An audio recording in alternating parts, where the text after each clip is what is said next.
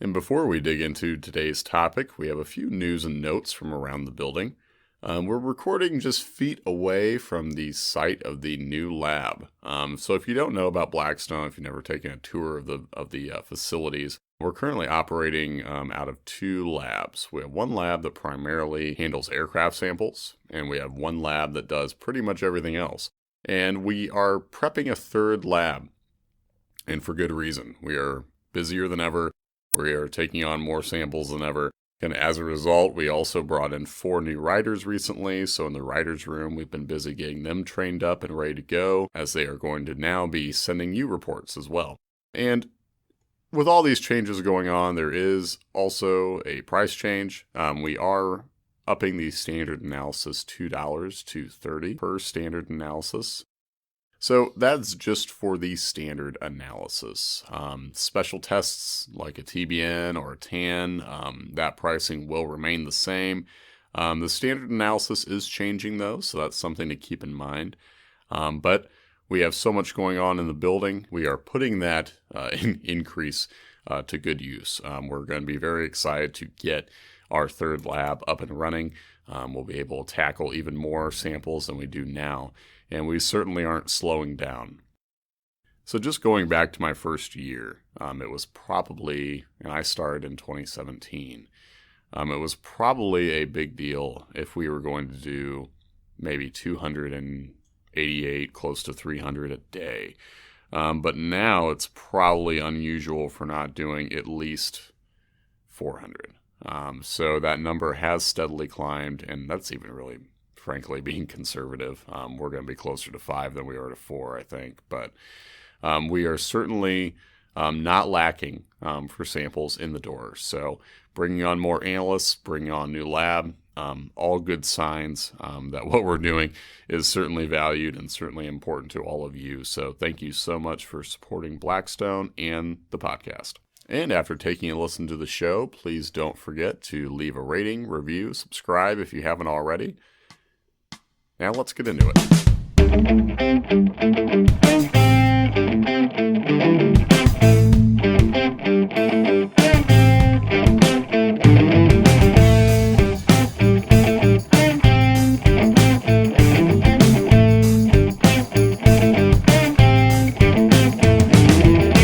Good Monday to you, and welcome back to the show. You are listening to Slick Talk with Blackstone Laboratories. I'm your host, Joe. Today we're going to kick off a series tentatively called Tales from the Owner. So it's still early days for this podcast. We're building an audience. We are getting some really great interaction with our customers and listeners alike. And by way of that interaction, we want to have episodes where we can feature your stories, where we can dig into how analysis has been a help to you, how it's connected to, how the car was doing, or, whatever you're sampling for that matter.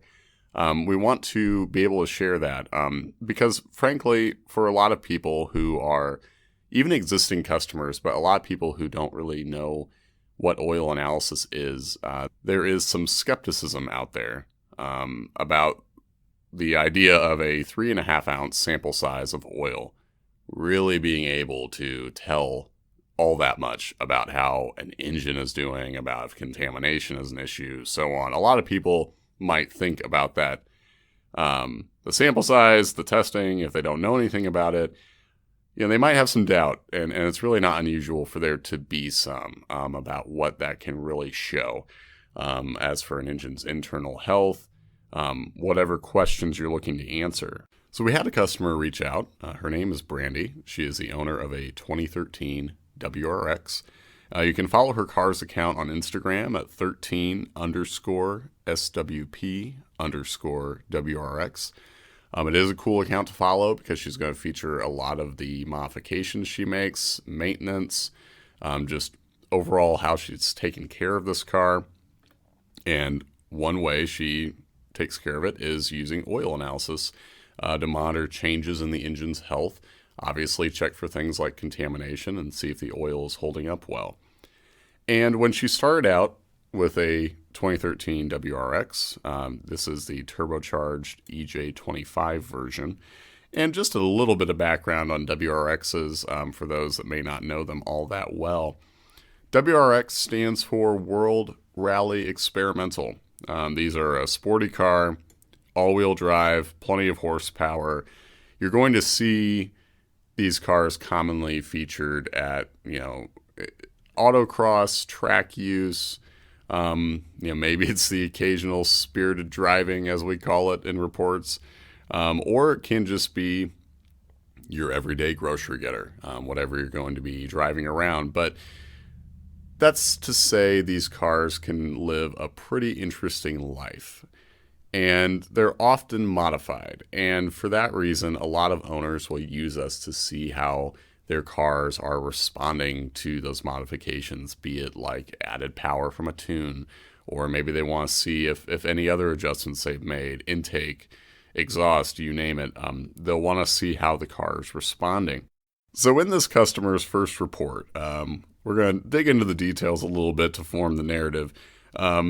This car had 3,500 miles on it total. And in this case, the first sample had 3,000 miles on it.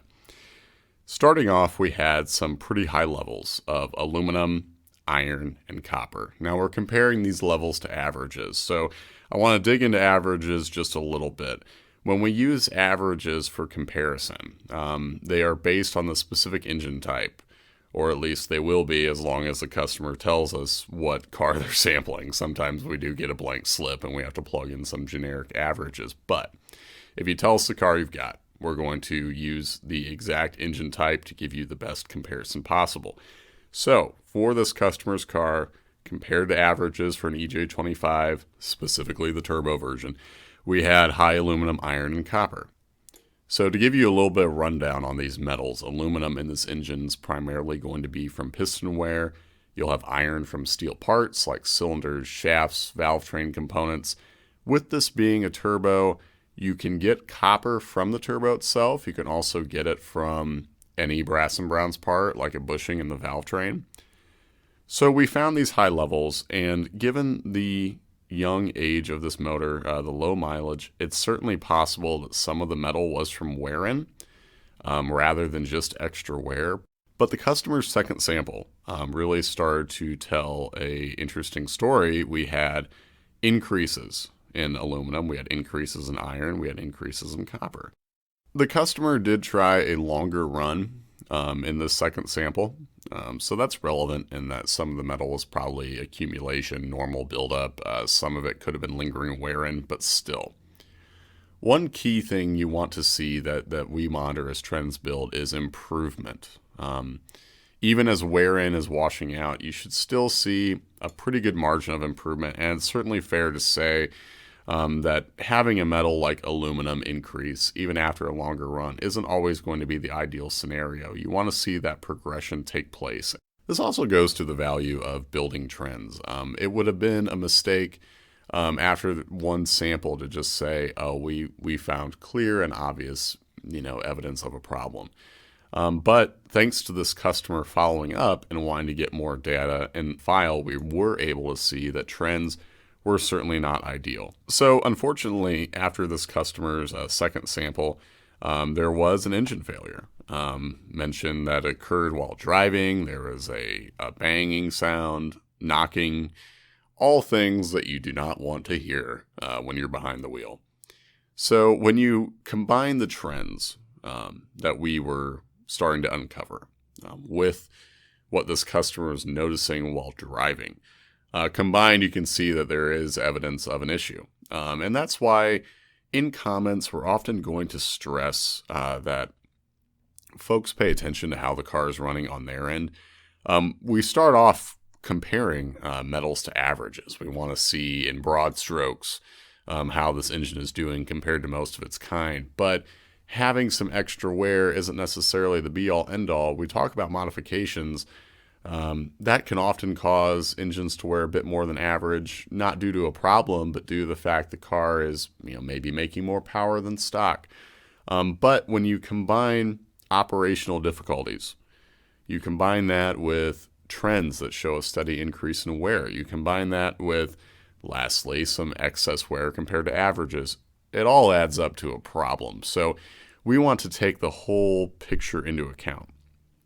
But this was not the end of our customer's experience with the WRX.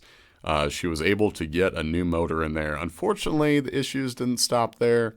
Moving on to the second motor, first sample, we had some extra metal compared to averages. I would really stress some. We're talking about margins that are pretty small here.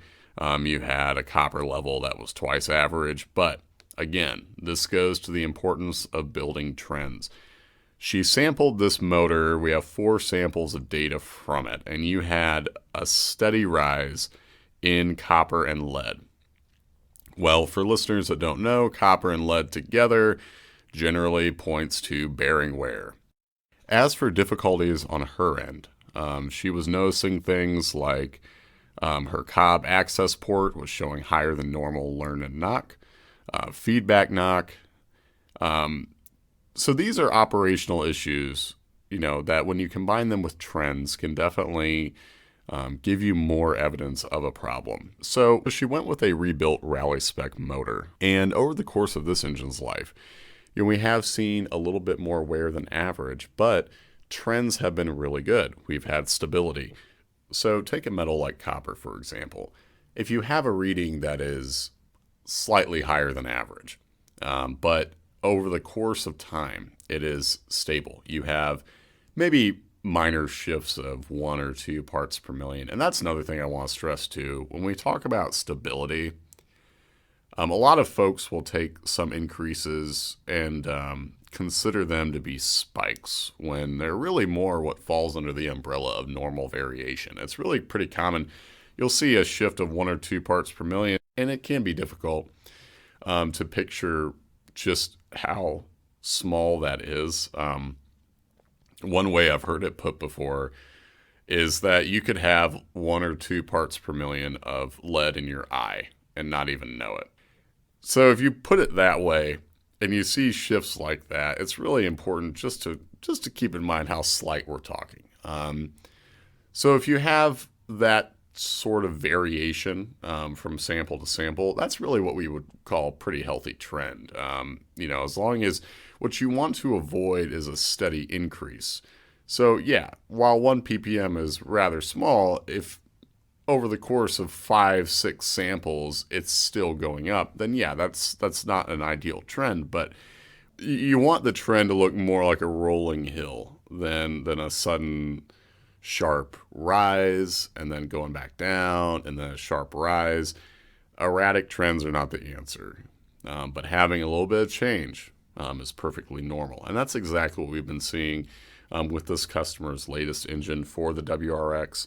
Some pretty healthy trends, and right now it sounds like all is well on her end. And we're just glad to be able to help with analysis. This is something where over the course of this customer's adventures with the car, we are at least able to lend a helping hand, ruling out things like contamination being the primary issue, ruling out problems with the oil itself. I'm looking at every sample in the customer's file. We did have a really mildly low viscosity in one sample, but apart from that, you had normal readings across the board, nothing that would suggest the oil was breaking down. Really, for just one engine, we had some small amounts of fuel dilution. Obviously, fuel won't help anything, but we were looking at pretty slight amounts that are typically situational, nothing that would suggest a fuel system issue. So along the way, while identifying issues, while sorting out wear-related problems this motor had, we were able to lend a hand in ruling out things like contamination, things like the oil not holding up well. And that's another thing I think folks can rely on us for, is we can do our best to rule out a lot of possibilities for what could be causing wear. So if you're a customer who has had oil analysis, lend a helping hand in taking care of their engine, we'd love to hear from you and feature your story. You can reach out. Easiest way is probably our Instagram. You can find us Blackstone Laboratories as our handle. You can also send it via email to bstone@blackstone-labs.com, or just give us a call Phone number for the office is 260-744-2380. Once again, do not forget to subscribe, drop a rating if you're able. We'd love to hear from you on that basis as well. And before we let you go, we want to give you an update on Luke and the work he's been doing with his motorcycle. So we touched on this in the episode entitled Getting Our Hands Dirty, and we had mentioned that Luke had just sent out his cylinder heads to a gentleman by the name of Ted Porter in California. Well, he just got those cylinder heads back about a week ago. He also got new valve guides, exhaust valves, and exhaust valve seats. But that's not all. He's got new Nicosil cylinder and piston kits from Siebenrock, set up for stock compression ratio. He still needs to put the carbs and exhaust on, but he is almost ready for break-in. And we're going to follow along with Luke as he goes through this journey, touch base with him once he's ready for break-in, and then we're going to track it from there. Hopefully be able to tie in some oil analysis results as well and see how those match up. So thanks for providing the info, Luke. We're going to keep that going throughout future episodes of the show. Thanks for listening.